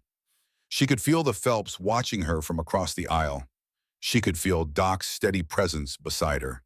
She could feel the weight of the shoebox on the table, the cardboard box that had traveled with her from an empty house to a highway overpass to an alley behind a hardware store, to a church doorway, to an apartment on Mercer Street, to this courtroom on a rainy Wednesday in March. She did not have notes. She did not have a prepared statement. She had something better. She had the truth, and she had carried it long enough to know its exact weight. "Your Honor," Wren said, "my name is Wren Calloway. I am 17 years old. On February 14th of last year, I came home from school and found an empty house. The people who were supposed to take care of me had left without telling me. I was 16 years old and I had $40 in my backpack and nowhere to go." Her voice was steady, not loud, not soft, not emotional, not flat. Steady in the way that a river is steady moving forward, because that is what rivers do. "For 8 months, I lived under a highway overpass. I slept on cardboard. I ate when I could find food. I went to school every day because my education is the one thing nobody can take from me. I maintained a 3.88 grade point average. I tutored younger students in the library because helping someone else understand something is the closest I have ever come to feeling like I matter." She paused. The courtroom was absolutely silent. During those 8 months, I was cold.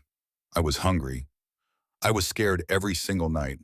I carried a knife because I am a girl sleeping alone under a bridge, and the world is not kind to girls sleeping alone under bridges. I was threatened by a man named Harlan Nolan, who destroyed my shelter and told me he would have me arrested. I later learned that this man is a friend of Leland Phelps and that they coordinated his actions to support this petition. Wren looked directly at the judge, not at the Phelps, not at their attorney, at the woman who would decide her future. "I did not come here to ask for pity. I came here to ask for what I have already earned, the right to take care of myself. I have been doing it for over a year. I go to school. I work a job. I pay my own way. I have people in my life who support me, not because they are obligated to, not because they receive a check from the state, but because they choose to. That is something the Phelps never gave me. A choice. She could hear Darlene Phelps crying softly across the aisle. The tears were well-timed and utterly unconvincing. The Phelps are not here because they care about me, Wren said. They are here because they heard I have resources now, and they want access to those resources. They collected foster care payments for 4 months after they left me. They had their friend destroy my shelter to make me look unstable. They filed this petition not to protect me, but to profit from me. And I know this because I kept every piece of evidence, every text message, every document, every record. Because I learned a long time ago that nobody believes a foster kid without proof. She placed her hand on the shoebox. This box has been with me for 8 months. Through rain and cold and nights, I did not think I would survive. Everything in it is true. Everything the Phelps have told this court is not. She sat down. The silence lasted for 7 seconds. Wren counted them. 7 seconds in which the courtroom held its breath, and the gray March light fell through the high windows, and the sound of rain on the limestone outside was the only sound in the world. Then the door at the back of the courtroom opened. Lucille Pratt walked in, wearing her church clothes, a navy blue dress that she had probably owned for 20 years, a pair of low-heeled shoes that clicked on the hardwood floor, and a look on her face that Wren had never seen before. The expression of a woman who had been invisible for 22 years and had chosen this moment, this room, this day to be seen. She carried a notebook, the same small notebook she had kept in her apron pocket since September. Doc Rose, Your Honor, I would like to call an additional witness, Mrs. Lucille Pratt. Roland objected. The witness was not on the original list. Judge Holloway looked at the notebook in Lucille's hand, then at Wren, then at the Phelps, and overruled the objection. Lucille Pratt took the stand. She stated her name and her occupation, and how long she had worked at Henderson High School. 22 years, she said in a voice that was clear and unhurried. Doc asked her when she first became aware of Wren Calloway's situation. September of last year, Lucille said, second week of school. She arrived at 6:30 in the morning before any other student. She went directly to the girls' bathroom near the gymnasium and spent 15 minutes washing herself and changing clothes. I recognized the signs. She paused. I was poor my whole life. I know what it looks like when someone is surviving instead of living. Doc asked her what she had done. I watched, Lucille said. Every morning, I kept a record. She held up the notebook. In here is every day that girl came to school.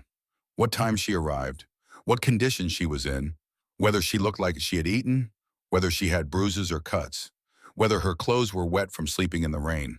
Doc asked her to read from the notebook. Lucille opened it and began to read.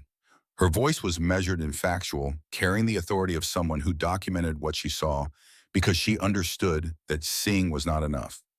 That in a world designed to overlook people like Wren, the only thing that mattered was what you could prove on paper. September 12th, arrived 6:28, changed clothes in bathroom, hands shaking, dark circles under eyes, left shoe held together with tape.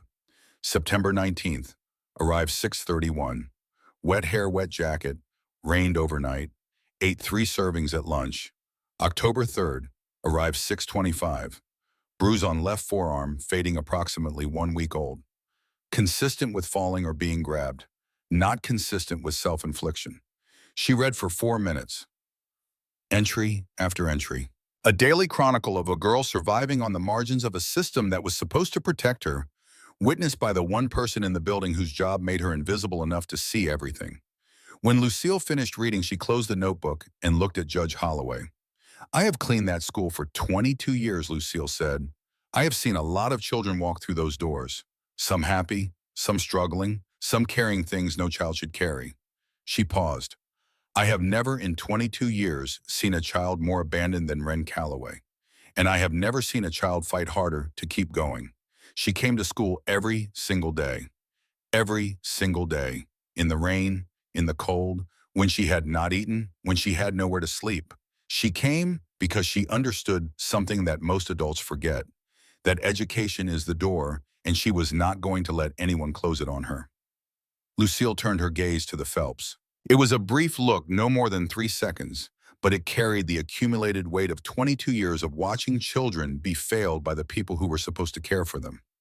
Those people did not search for that girl, Lucille said. I know because I watched for 8 months and not once did anyone come to that school looking for Ren Calloway. Not a parent, not a social worker, not a police officer, nobody, until today. She stepped down from the stand. As she passed Ren's table, she did not stop. She did not reach out. She simply looked at Ren and gave a single nod, the kind of nod that passes between people who understand each other in a way that does not require words. Ren nodded back. Judge Holloway called a 30-minute recess. During the recess, Ren sat at the table with her hands folded and her eyes forward and her breathing steady. Doc sat beside her, making notes on a legal pad. From the hallway, Ren could hear the muffled sound of Roland speaking to the Phelps in urgent, clipped tones. She could not make out the words, but the rhythm of the conversation told her everything she needed to know. Things were not going the way the Phelps had planned. When court resumed, Judge Holloway spoke for 12 minutes.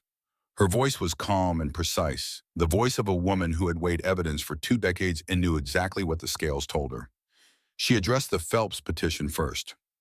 The court finds that the petitioners Leland and Darlene Phelps abandoned the minor child Ren Calloway on or about February 14th of last year.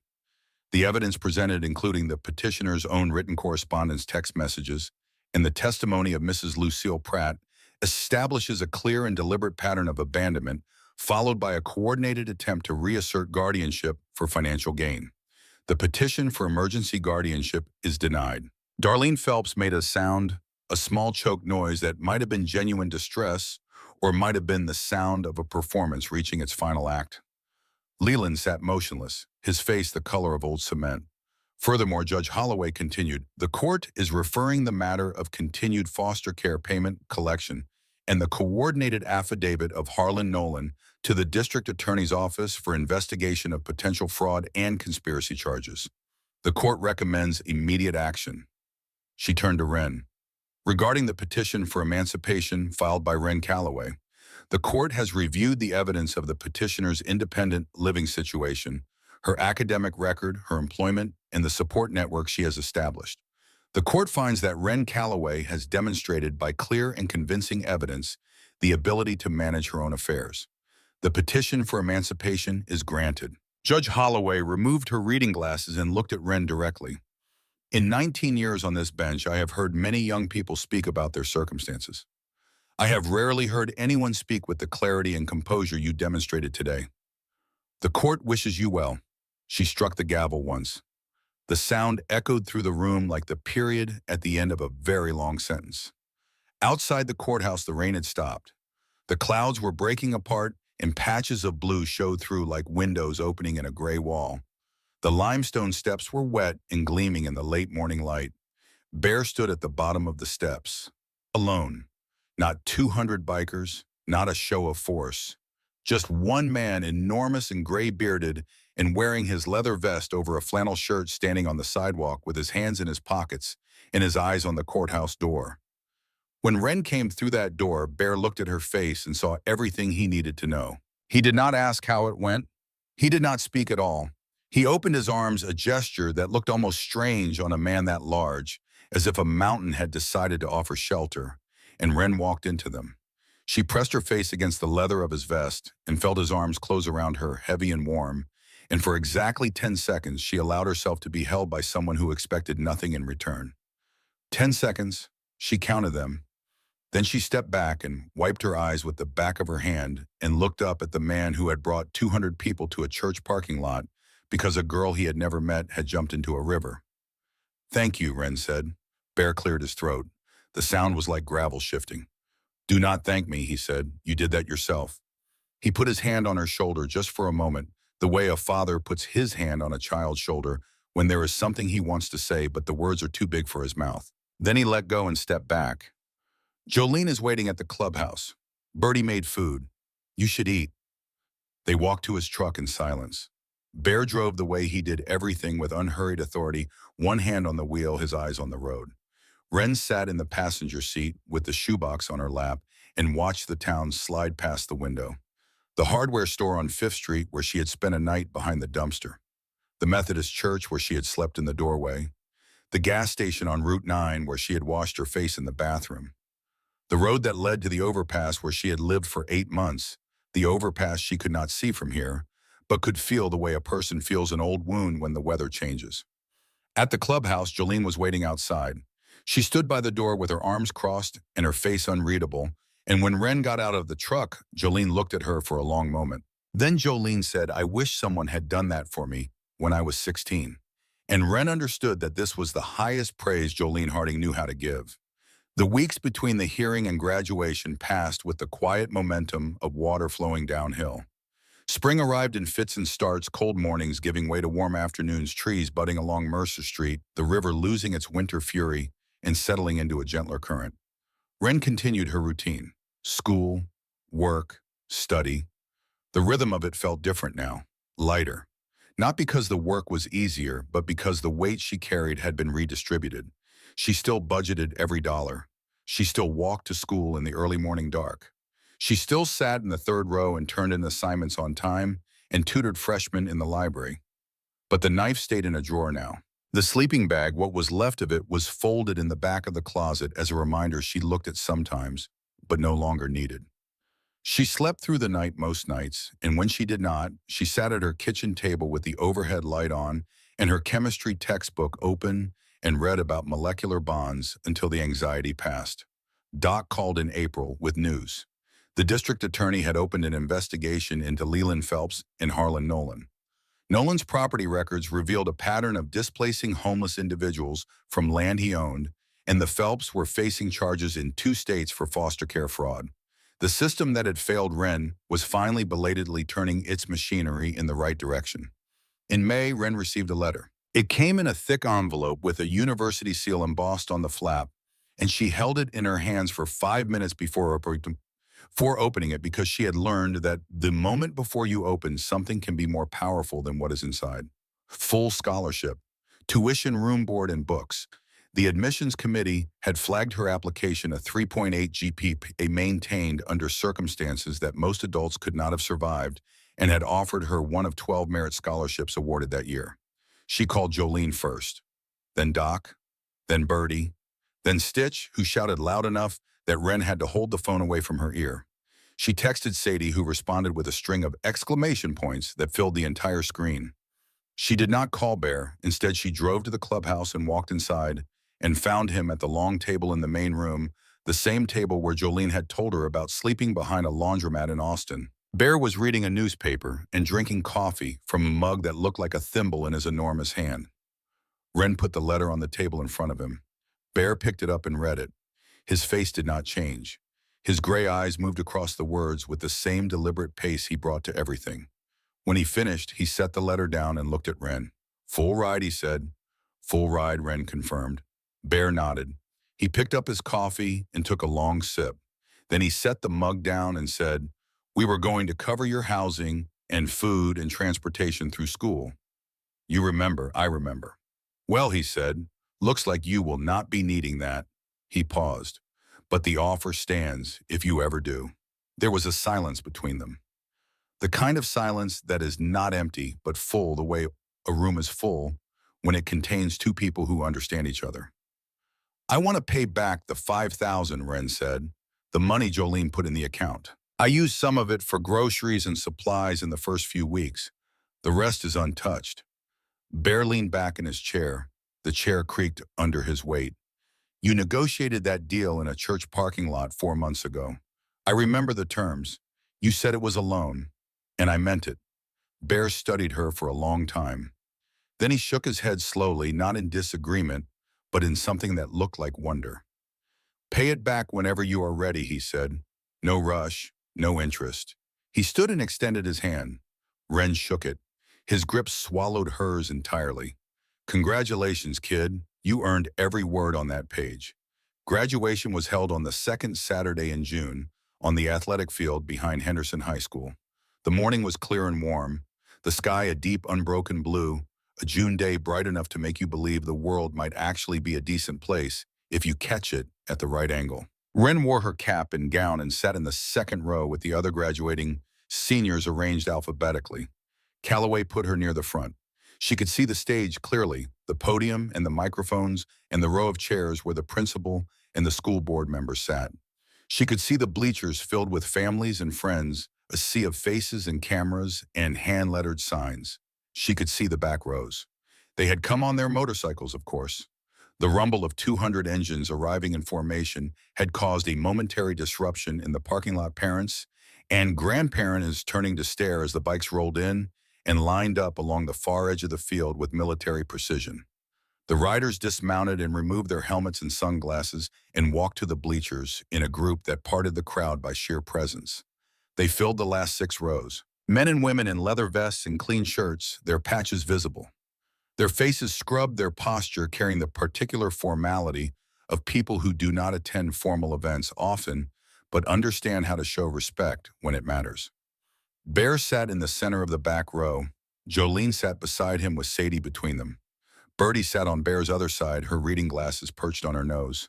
Stitch sat with the construction crew, a row of sunburned men in their best jeans who looked like they had been wrestling with their collars since morning. In the front row of the bleachers, in a seat she had arrived early to claim, sat Lucille Pratt. Lucille Pratt sat in the front row. Her hands rested in her lap and she sat very straight, the way a person sits when they are holding something precious inside them and do not want it to spill. Wren had been named valedictorian. She had not expected it. When the principal called her name, she walked to the podium with the same measured stride she brought to everything, unhurried, deliberate, each step placed with the care of someone who has learned that the ground beneath your feet is not always solid and you must test it before you trust it. She stood behind the microphone and looked out at the crowd, at the rows of caps and gowns, at the families waving and filming, at the back rows filled with leather and chrome, and the kind of people the world had taught her to fear and who had turned out to be the ones who showed up when it mattered. At Lucille Pratt in the front row, sitting straight and still watching. Wren did not use notes. She had thought about what to say for weeks, turning phrases over in her mind, the way she turned the pages of her chemistry textbook, looking for the right formulation, the right bond, the right connection between the words and the truth they were supposed to carry. 9 months ago, Wren said I was living under a highway overpass. I slept on cardboard and ate whatever I could find and walked 2 miles to school every morning because my education was the only thing I had that nobody could take away from me. The bleachers went very quiet. The June breeze moved across the athletic field, ruffling the edges of graduation gowns. I am not telling you this for sympathy. I am telling you this because it is true and because the most important thing I learned this year did not come from a textbook.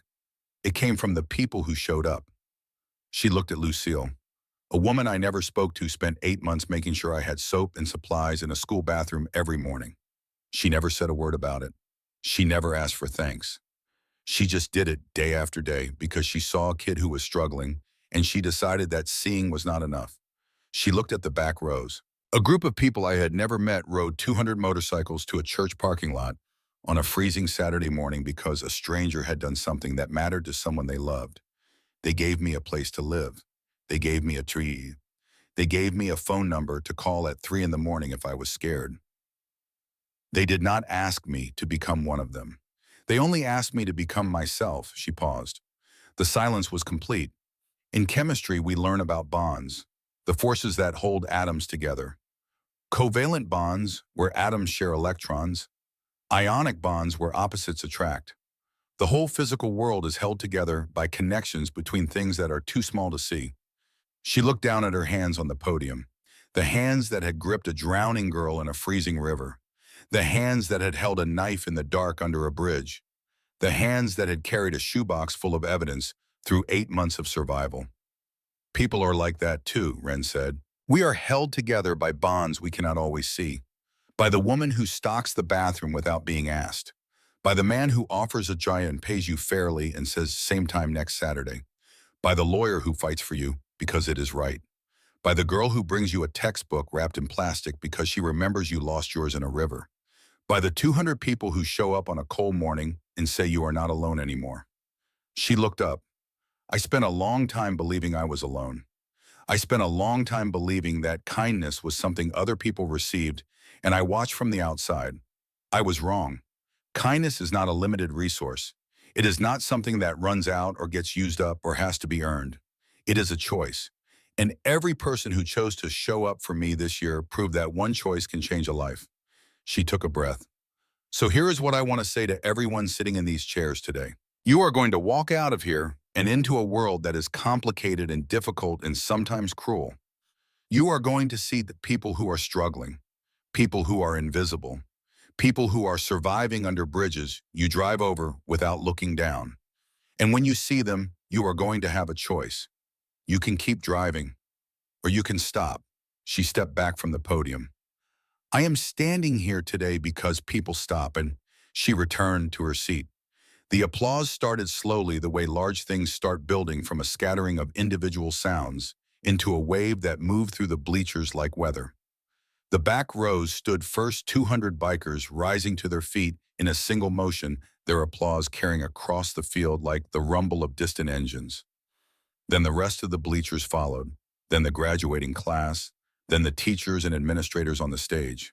Lucille Pratt stood in the front row with her hands pressed together and tears on a face that had been composed and controlled. After the ceremony, the field dissolved into the cheerful chaos of families, finding their graduates' photographs being taken, hugs exchanged, futures discussed. Ren moved through the crowd accepting congratulations from classmates and teachers, feeling the strange lightness of having said something true in front of a large number of people and having them hear it. She found Lucille Pratt standing at the edge of the field, slightly apart from the crowd, watching the proceedings with the quiet observation of a woman who had spent her life watching from the margins. Mrs. Pratt, Ren said. Lucille looked at her. The older woman's eyes were red, but her back was straight and her chin was up. You did good, girl, Lucille said.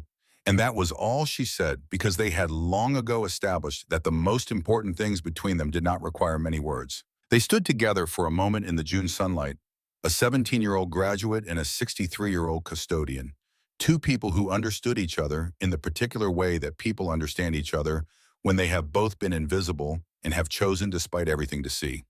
Bear found Ren last.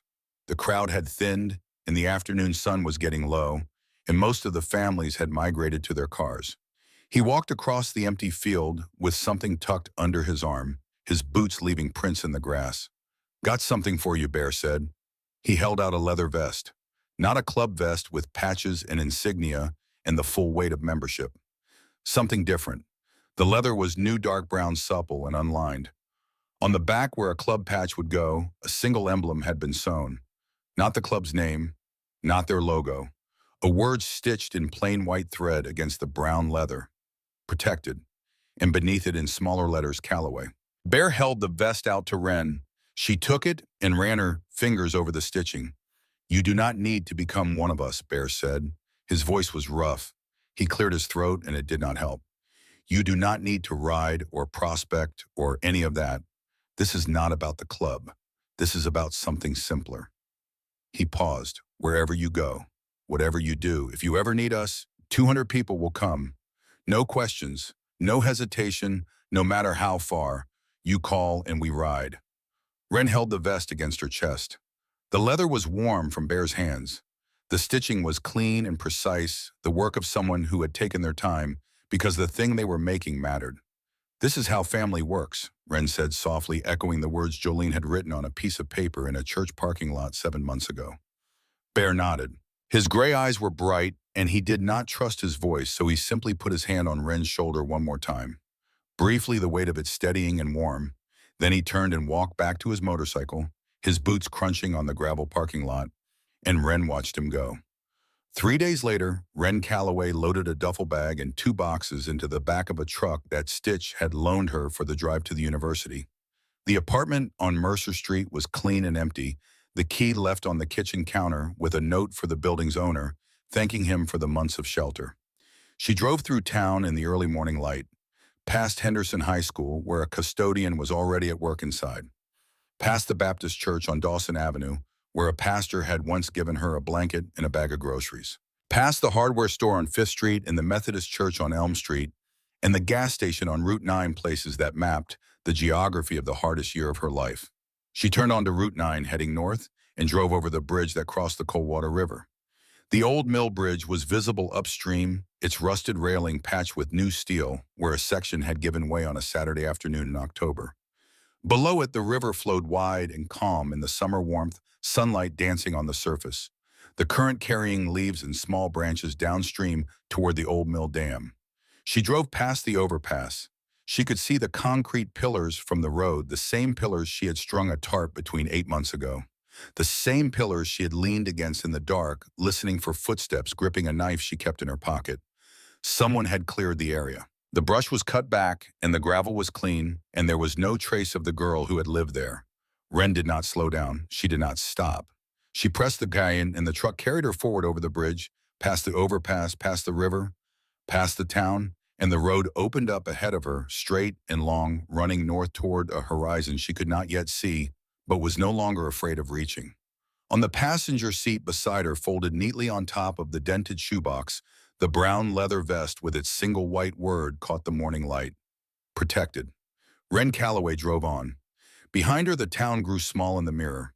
Ahead of her, the road was wide open and the sky was clear, and the future was a country she had earned the right to enter. She was no longer falling. She was no longer hiding. She was no longer the girl under the bridge, invisible and alone, waiting for the world to notice her. She was Wren Calloway, and she was flying.